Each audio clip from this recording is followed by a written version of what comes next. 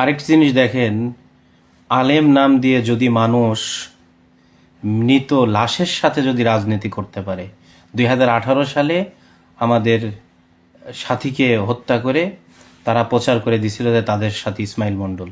তারপরে তার ছেলে স্ট্যাম্প করছে, স্ট্যাম্পে লিখছে, পর্চা দেখাইছে যে আমার বাবা নিজামুদ্দিন অনুসারী, এবং তারপরে জানাজার মধ্যে আমাদের মুরব্বীরা গেছে এবং ওনার সন্তান সাংবাদিকের সামনে ব্রিফিং দিছে, সাংবাদিকের সামনে স্পষ্টভাবে মিডিয়াতে বলছে। তখনকার প্রকাশ হয়েছে যে কী রকম মিথ্যা কথা বলতে পারে।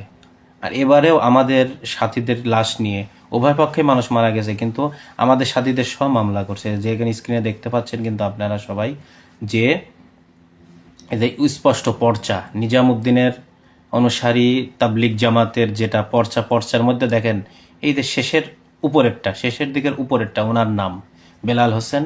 উনি আমাদের সাথী, জামাতে বের হয়েছিলেন, ওখানে আমাদের পর্চার মধ্যে নাম উল্লেখ রয়েছে। এরপরেও কালের কণ্ঠের যে ভিডিওটা আছে সেটা আপনারা দেখবেন, ভিডিওর মধ্যে একবার স্পষ্ট যে ওনার ছেলে একজন মৌলানা, ওনার ছেলে বেলাল হোসেনের ছেলে একজন মৌলানা। উনি নিজে বলতেছেন আমার বাবা নিজামুদ্দিনের সাথী, আমার বাবা চিল্লায় বের হয়েছিল, যেটা পর্চার থেকে প্রমাণিত হচ্ছে।